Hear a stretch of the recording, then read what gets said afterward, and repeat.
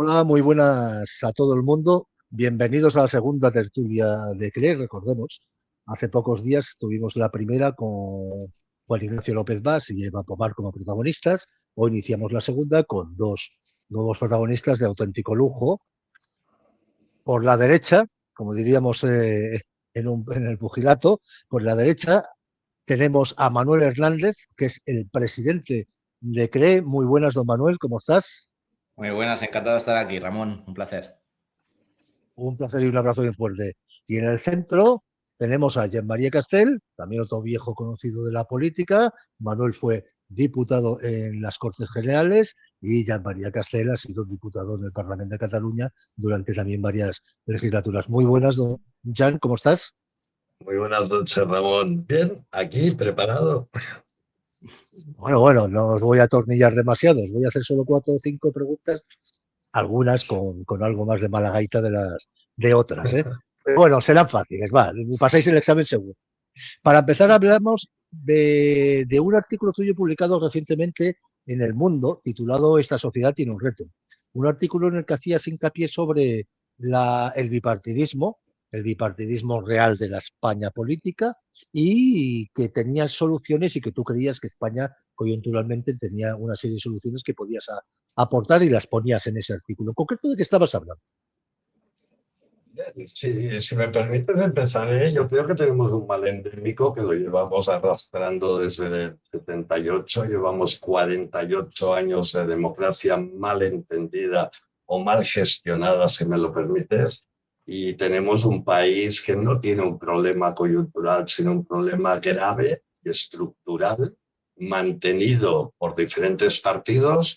Y me vas a permitir que diga que desde un centro reformista es la única oportunidad que tiene este país para hacer un paso adelante y dejar el ámbito de la vieja política atrás. Creo que tenemos oportunidad de profundizar cuando hablo de vieja política, pero hay una cosa que es latente y que es demostrable. Llevamos 48 años donde nadie ha empezado a priorizar la necesidad de la ciudadanía en base al erario. Todos conocemos que sin un presupuesto las soluciones no llegan ni vemos nunca realidades.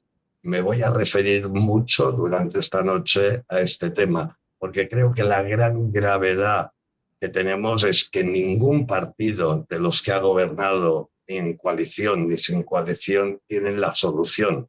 Ni la derechita cobarde, ni la derechita valiente, ni la izquierda fangosa, si me permites, ni los acólitos populistas.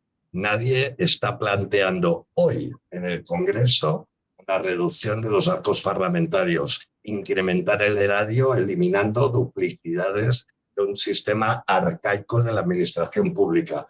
Creo que tendremos tiempo para profundizar en más aspectos que creo que son fundamentales, enunciar y empezar a crear un altavoz para que toda la ciudadanía española se dé cuenta de que les han seguido engañando.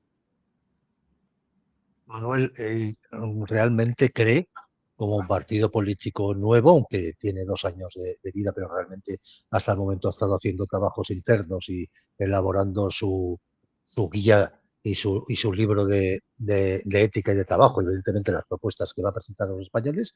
¿Cree que piensa por el bipartidismo en sí? ¿Cree que tiene alternativas distintas para que lo que le dice Jan se produzca y se cambie radicalmente? O sea, como bien dice Jan, o sea, existe, creo, actualmente un gran reto en la sociedad española y el reto es enfrentarnos no solo al bipartidismo, sino a una forma de entender la política.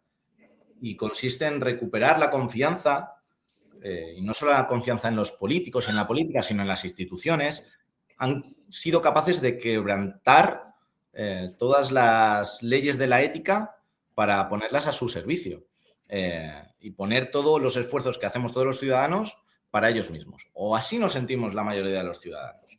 Y por eso nace CRE, porque entendemos que la forma de hacer política ha de ser otra. Ha de ser trabajar para tener una mejor convivencia entre todos los españoles, gestionar el erario público, como dice Jan, oye, y la sensación que tengo es que cada vez pagamos más impuestos, pero yo no veo que me estén solucionando el tema de la vivienda. Cada vez estamos viviendo peor, en peor calidad de vida, cuando a la vez tenemos mayores problemas de natalidad, los jóvenes cada vez tienen más dificultades en todos los aspectos.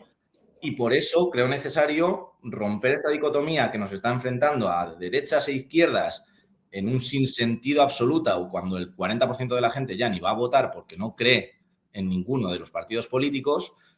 Y por eso necesitamos que la sociedad civil, gente preparada, gente con una idea diferente de país, dé un paso adelante e intente cambiar todo esto que está ocurriendo a día de hoy.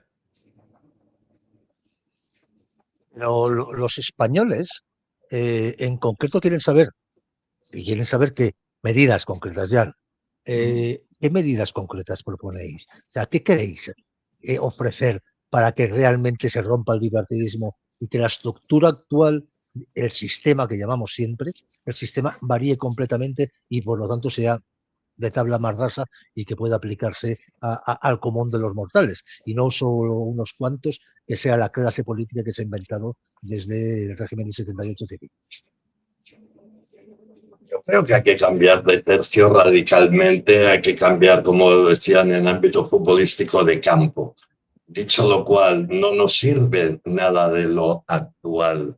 No nos sirve mantener estructuras sobredimensionadas. No nos sirve administraciones duplicadas. Necesitamos erario, necesitamos que los impuestos directos e indirectos de nuestra ciudadanía sirvan para un fin común y para devolver a la misma ciudadanía el máximo posible.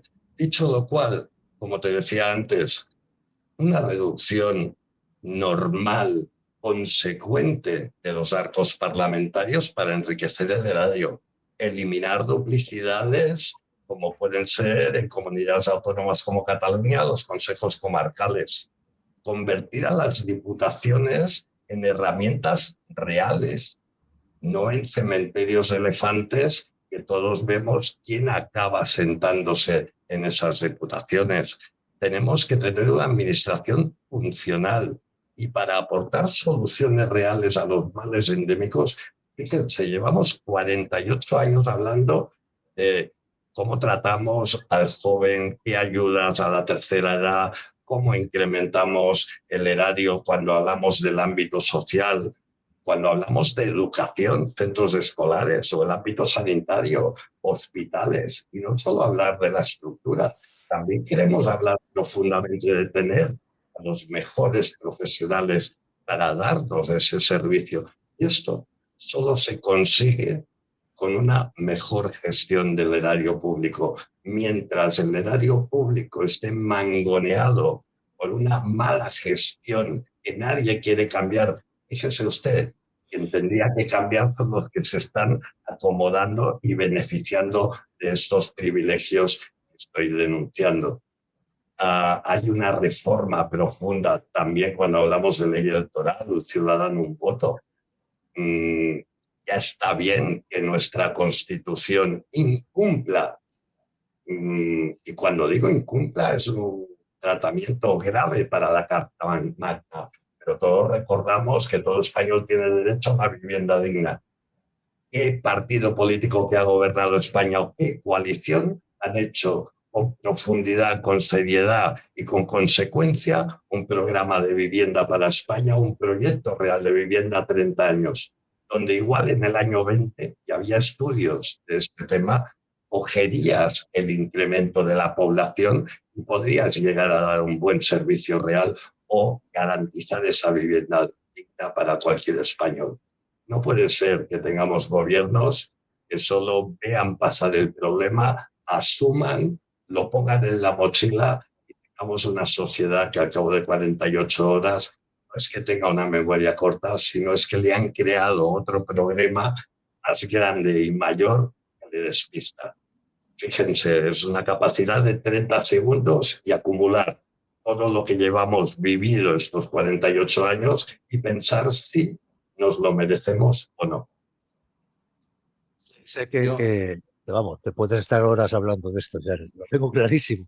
pero tenemos un límite, y el límite es que tenemos que hablar de tantas cosas Fíjate, es que de verdad que es complicado, porque yo quiero preguntarle una cosa, Jan, no a ti, a Manuel ya directamente. O sea, ¿cómo reflejáis en CRE este cambio de paradigma, pero a nivel local? O sea, cuando digo a nivel local significa cómo aplicaremos y qué leyes aplicaremos en el censo y qué leyes aplicaremos a nivel electoral para que esto que estamos quejándonos ahora mismo y que ya evidentemente ha explicado al detalle absoluto, para que esto deje de suceder.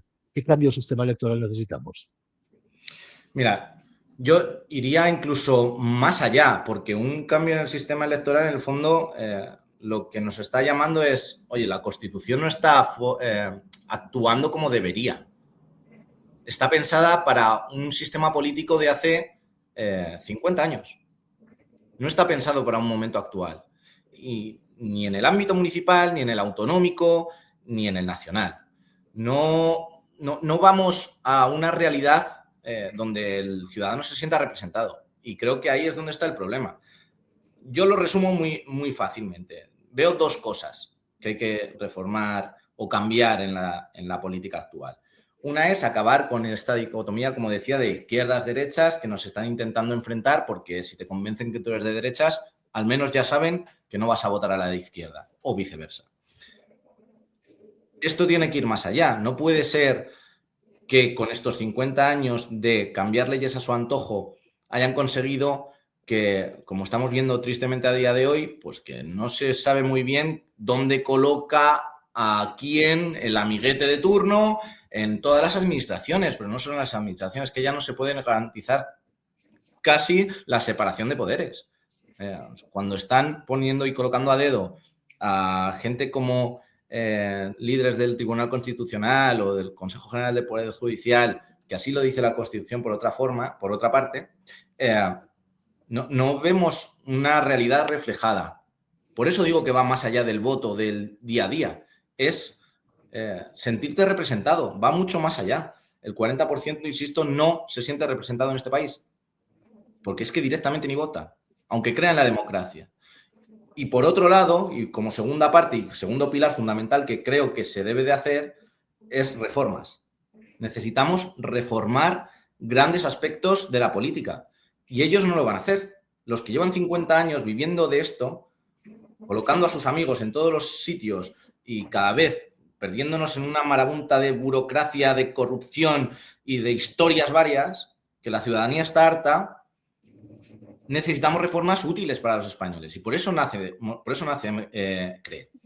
Porque necesitamos una educación que se base en el mérito, no en el amiguismo. Necesitamos libertad económica en todos los aspectos para poder progresar. Necesitamos derechos y sentirnos iguales ante la ley. Porque a día de hoy, la inmensa mayoría de ciudadanos no nos sentimos iguales ante la ley.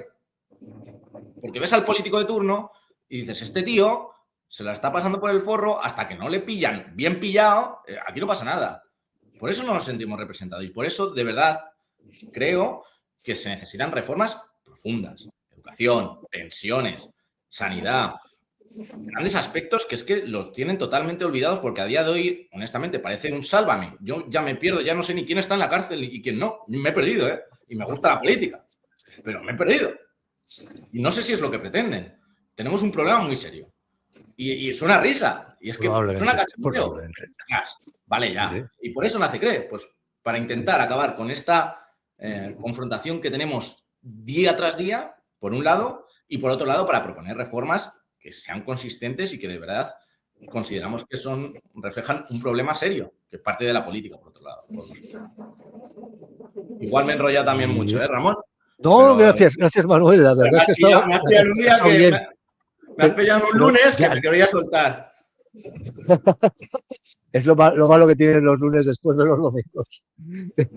Jan, te he cortado a ti. Ya lo sé que te he cortado. Te doy un minuto para pasar a otro tema. ¿Qué era lo que querías decirnos sobre tu última intervención? Un poco la línea de Manuel, ¿no? Cuando hablaba de las grandes y profundas reformas que necesita este país. Y las reformas no tienen que ir coaligadas a ser de derechas ni de izquierdas, y como decías tú, ni de un propio centro político. Yo creo que es el momento también de empezar a hablar del sentido común de la política y del futuro político de España. Y esto pasa por racionalizar todo aquello que gestionamos y hacemos. Cuando decías el ámbito municipal, autonómico, evidentemente, si tú reformas a nivel estructural todas las problemáticas que tiene nuestra administración pública, ahorras el dinero que te explicaba al erario público, que no son cientos, son miles de millones. Es otra manera de hacer y entender la política desde la responsabilidad frente a la ciudadanía, desde las reformas que devuelvan el máximo posible a esta ciudadanía y, como te decía también, una reforma de una ley electoral, listas abiertas. ¿Por qué tenemos que obligar al ciudadano a votar lo que al partido le sale de las narices? Listas abiertas donde la libertad sea respetada del ciudadano y pueda poner aquella crucecita al lado de la persona que le deriva y crea más confianza.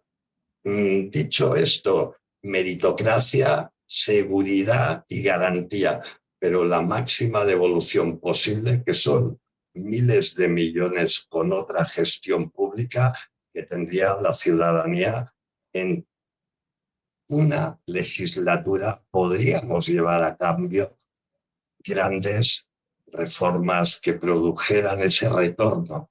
No es una cosa a futuro, es una cosa tangible y palpable que nuestra ciudadanía podría denotar. Evidentemente nos faltan los grandes altavoces para llegar a cada rincón de España, pero el ámbito municipal y el ámbito autonómico también se benefician directa e indirectamente de otra gestión a nivel nacional. Vamos a cambiar, no de tercio, porque en el fondo estaremos hablando de lo mismo, pero sí de caso y evidentemente de la base, que es el artículo. En este caso hablaremos de un artículo publicado por CAT Noticias y firmado por Manuel Hernández, titulado Sánchez, hipocresía y resistencia. Artículo escrito basándote en los 8 años, no del poder, sino de la moción de censura famosa del Partido Socialista y ahora sería lo que se le llama Grupo Frankenstein, contra Mariano Rajoy. ¿Realmente para qué ha servido esa moción de censura? Y a ojos vistas de un partido reformista y un partido rompedor como crees, ¿está sirviendo para algo? Hombre, hay algunos que les ha servido y muchos. Al que lo propuso, de hecho, esa moción de censura y el que estuvo hablando y defendiéndola, un tal señor Ábalos, vaya, si le ha servido. Por suerte, está en la cárcel. Pero a los españoles no nos ha servido de mucho. De hecho, consistía en una forma de entender la política y consiste a día de hoy, la de Pedro Sánchez, la que nos ha llevado hasta ahí después de estos 8 años, de resistir. Y hace orgullo de ello. Resisto y me convierto. Mi programa es resistir. Oye, 0 leyes, 0 avances, 0 presupuestos, pero aquí estoy yo. ¿Y eso en qué beneficia a la ciudadanía? No lo acabo de entender.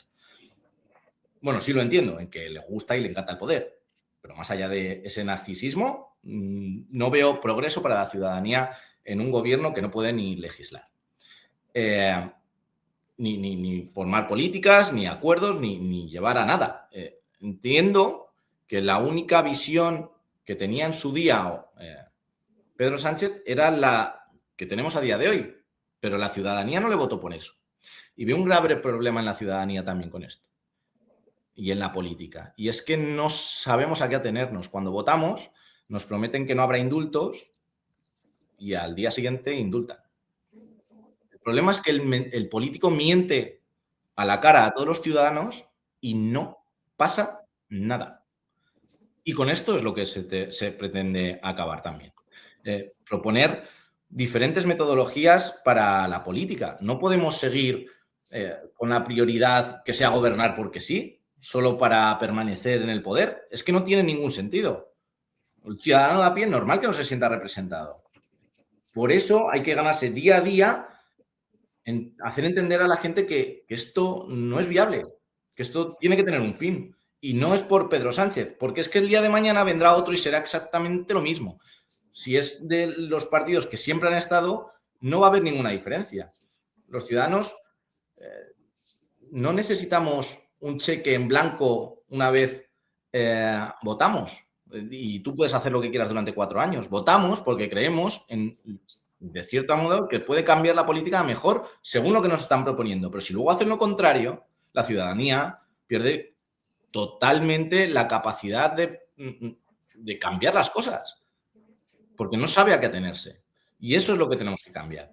Tenemos que proponer mecanismos para devolver esa confianza a todos los ciudadanos en la política, pero también en las instituciones y a todos aquel que representa. Porque hoy está Pedro Sánchez, pero mañana es fulanito. Lo que importa es la presidencia del gobierno. Y eso es lo que hay que proteger. Eso es lo que hay que proteger. La institución. A mí el tío que sea presidente del gobierno me la repanfinfla, que me gestione los recursos y me garantice todos los derechos. Pero más allá de esto, que a mí no me cuente historias ni me mienta la cara. Tenemos que poner pues, ciertos límites a esto. Ya sea multas, ya sea garantías de cumplir el programa político, ya sea lo que sea. Pero tenemos que poner un fin. Y por eso el artículo. Porque es que no sabemos a qué atenernos. No sabemos los ciudadanos si lo que me está contando en la televisión me está diciendo la verdad. Bueno, sí lo sabemos. Sabemos que nos está mintiendo como un templo, pero vamos. Y ese es el problema. Por eso también se necesitan reformas en este aspecto, en la administración pública, entender qué es lo que ocurre dentro, acabar con puestos a dedos, con aforamientos políticos, con una auditoría integral para saber qué es lo que pasa en cada sitio y poner fin a esta gente viva a su antojo, así de claro. Y a costa de los demás, encima. Ya Manuel nos lo ha puesto votando y también nos lo ha puesto votando. La decisión del presidente del Reino Unido de dimitir porque ha dejado de tener un poco de apoyo interno, un poco. No ha perdido ni las elecciones, no ha perdido la mayoría, no ha perdido nada, solo porque ha tenido algo de confianza, casi lo mismo. Oye, casi lo mismo. Esto en España, ciencia ficción, no, lo siguiente, ¿no? Esto es otra política, ya no sé si es cuestión del sistema que lo permite, es cuestión de la ética pura de los políticos. Creo que en este caso, como alternativa reformista para un país como España, tiene algo claro, que tendremos enfrente la partitocracia y nuestra lucha será férrea contra la partitocracia. Y quien no sepa qué significa es el interés de los partidos políticos por encima del interés real de la ciudadanía. Y tenemos que acabar con esta mala gestión también y esta permisibilidad que se le ha permitido a los partidos durante 48 años. Pero también quiero hablar de valentía y de evolución. Cuando llegue el momento hay que ser valientes. Nadie nos podrá hacer ningún tipo de presión, porque no estamos supeditados a ningún establishment de los que ya conocemos que apoyan a ciertos partidos o se financian ciertos partidos de ellos. Nosotros tenemos esa libertad de poder hablar. Hemos hecho un gran trabajo con nuestra ponencia política, donde incluye también gran parte de estas reformas que estamos hablando. Y cuando hablo de devolución, y Manuel ha abierto la caja de Pandora, cuando hablamos de responsabilidad de los políticos, fíjese, señor Mora, si mañana por decreto o por ley se aprobara que toda persona que entre como político en cualquiera de los arcos parlamentarios, Senado, Congreso, Parlamento Autonómico o Ayuntamiento, tuviera que retornar con su patrimonio cualquier error y tuviera un sueldo razonable y adaptado a cualquier ciudadano que trabaja religiosamente sus 8 horas, mañana la mitad de la pandereta con la que vivimos cada día en el Congreso de los Diputados o en diferentes parlamentos, te aseguro que no existiría. Porque esa gente, muchos, no han cotizado en su vida ni por cuenta propia ni por cuenta ajena.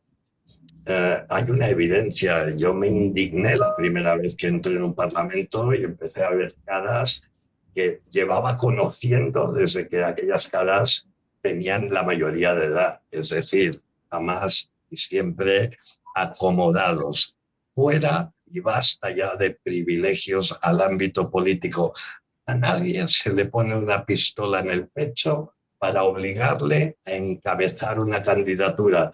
A nadie se le obliga a asumir y a desenvolver un cargo, sea de concejal, alcalde, diputado, presidente o senador.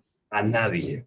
Desde el momento que es pura libertad de presentarte y obtener lo que los ciudadanos con su confianza y su voto te otorgan, tiene que haber un retorno, tiene que haber una corresponsabilidad desde ese momento, pero le aseguro que si las cosas fueran así, si los sueldos fueran así y si la devolución con el patrimonio fuera real, a día de hoy se nos queda la banqueta vacía. Tampoco pasaría nada, porque parece ser que esto se gobierna no, mejor. Yo creo que sería la como ocurrió en oportunidad Italia, que con políticos. Creo que sería la oportunidad de entrar con aire fresco y como le decía antes, yo creo, mire, creo que como partido le falta algo. Tenemos el gran proyecto para España y falta convertir a miles de altavoces para llevar este mensaje, esta ponencia. Y ojo, no titulares ni mensajes fuerza, sino explícame cómo y de qué manera conviertes esta propuesta en una realidad. ¿Qué retorno me ofrece esta realidad? Cosas tangibles y auditables. Vamos a entrar en el último tema, ya prácticamente estamos en la rectísima final de la tertulia y habéis visto, ya hemos tocado 3 grandes temas casi sin darnos cuenta y hubiéramos podido estar 3 horas más, pero es que el tiempo tiene esas cosas, tiene sus limitaciones. Y el tema para cerrar, me parece importante hablar de este pasado fin de semana y el Día del Orgullo. O sea, estamos hablando del Día del Orgullo todavía ahora, el 2026. Yo me acuerdo cuando era joven, aquello era una excepción, pero es que ahora estamos hablando 50 años después del Día del Orgullo todavía. O sea, tanto queda por recorrer como, desde el punto de vista, creo que he visto un manifiesto vuestro, tanto queda por recorrer para que el Día del Orgullo sea ya un día normal. Manuel. Bueno, pues, a ver, creo que para empezar, España ha avanzado muchísimo. Eso no cabe ninguna duda. Creo que en este aspecto tenemos que sentirnos muy orgullosos de la sociedad que hemos construido, que ha costado mucho tiempo en recorrerla. Pero esto no significa que esto tenga que desaparecer porque prácticamente ya mucha gente piensa que, pues, oye, es un día a celebrar, pero que no es necesario. O sea, la gente que ve esto de esta manera es gente que creo que está o un poco fuera de la realidad o no entiende lo que se está defendiendo, que en gran parte es personas que se sienten o se han sentido en algún momento discriminadas, que han sufrido delitos de odio, que tienen algún tipo de exclusión por alguna parte de la sociedad. Si esto existe, hay que seguir defendiéndolo. Yo no veo, tristemente, que hayamos conseguido un 100% de la sociedad cómoda con que la persona que tienes al lado pueda ser del género que sea. Creo que todavía forma parte de la responsabilidad de la ciudadanía continuar avanzando pasito a pasito, lo más rápido posible, obviamente, pero creo que todavía queda ese camino por recorrer de, oye, no va a haber ningún tipo de discriminación en ningún caso porque la sociedad no lo concibe como tal. Creo que todavía nos queda un camino ahí por recorrer porque existen personas que así lo creen, por desgracia, ¿no? Y tenemos que luchar contra ello. Y una forma de hacerlo visible es el Día del Orgullo, del cual, por otra parte, nos tenemos que sentir orgullosos todos los españoles de poder haber llegado hasta aquí, ¿no? Creo que ya hemos llegado también al final. Muchísimas gracias por vuestra participación. Manuel Hernández, presidente de CREE, Jean María Castel, secretario de organización de CREE. Habéis tenido una muy buena tertulia, os felicito. y seguiremos evidentemente en contacto y hablando porque la actualidad no pasa y aprovecharemos esa actualidad para seguir comentando los temas en los que CRE se diferencia del resto. Muchísimas gracias por todo. Muchas gracias. Gracias a vosotros. Chao.